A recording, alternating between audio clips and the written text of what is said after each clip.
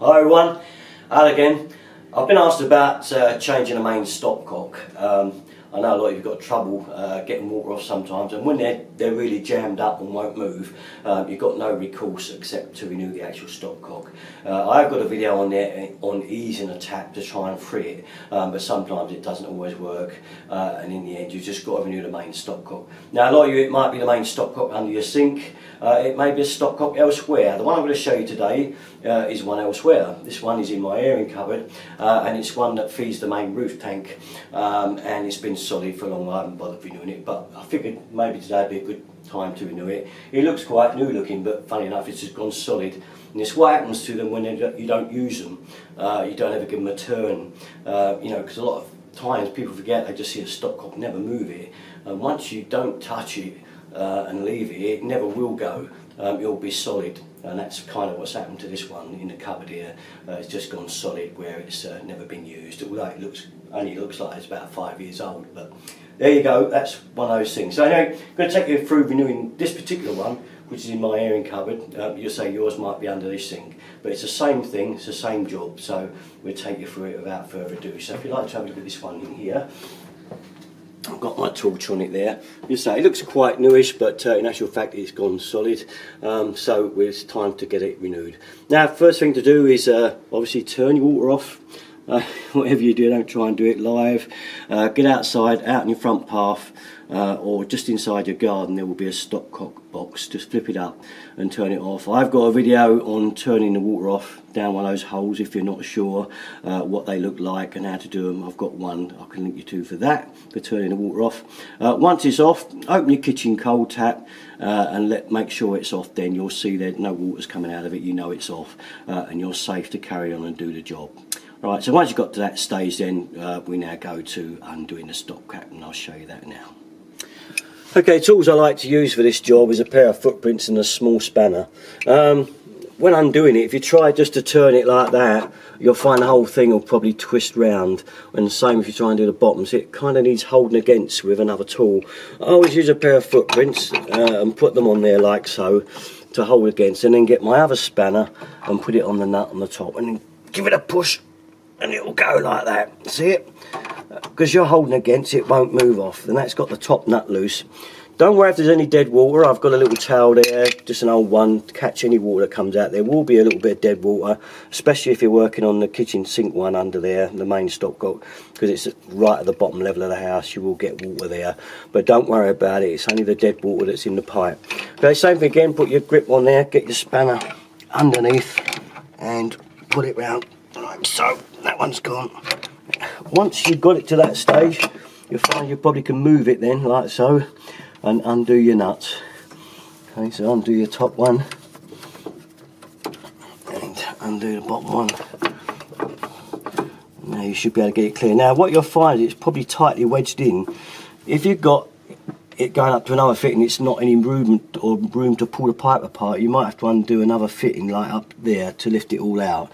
If it's under a sink and you find that pipe goes up to your tap, you may have to undo the swivel of your tap and pull that out first to give you room to lift it clear. I don't know about this one, but we're going to find out. I think this one's got plenty of room movement below because it goes under the floor, so I think I can pull this clear. There we are, I've pulled it clear and it's dropped out. Alright, so it's just, that's the only hassle, is probably that point there where you need to get the tap clear of the pipe. As I say, if it goes up to a fixed point here, say to a kitchen tap, you will have to undo the swivel and pull it clear so you've got enough room to lift that pipe out and get this stopcock clear. Right, so that's it out. Now, next bit is fitting a new one. Look at that next. Right then, so here we have our new tap. Now, the lucky thing with stopcocks, is really good, is that most times these nuts fit.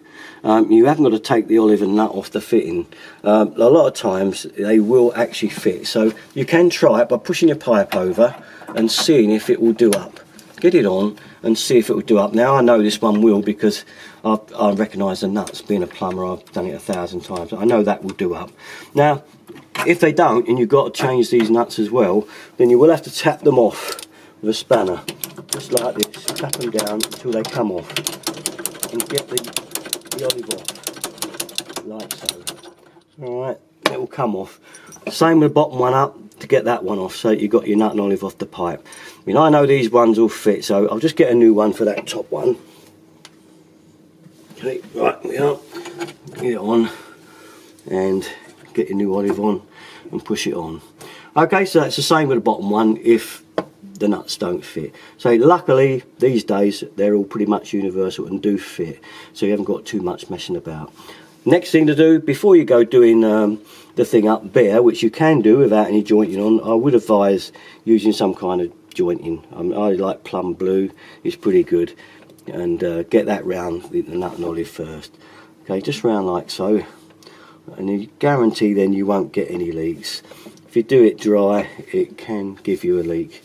I don't know, it always seems to be the same when you do it dry. I always get a leak no matter how much tight you try and do it, so it's always best to use a little bit of jointing compound like that. Okay, so we're at the stage now where we want to get the stopcock on. If you can sort of push your pipe out the way like I just showed you there, you can get that one down. Now I can push mine down and up because I've got plenty of room, plenty of lee room to get it on. Once it's up there, just get your nut started, do it with your fingers till you can't stop. Same with the bottom one. Do it up until it won't stop. That's it, till it can't turn anymore, I should say. Okay, that's it. When you're happy with the position of it, I'm going to have it there so I can easily turn it, or you can have it round because I'm probably more going like this, so perhaps that would be better for me from an airing cupboard point of view. Once you're happy with your position, all you've got to do is hold it with your fingers like that in your hand in position. There's no need really now to have to lock it on with footprints. You can do that one-handed now.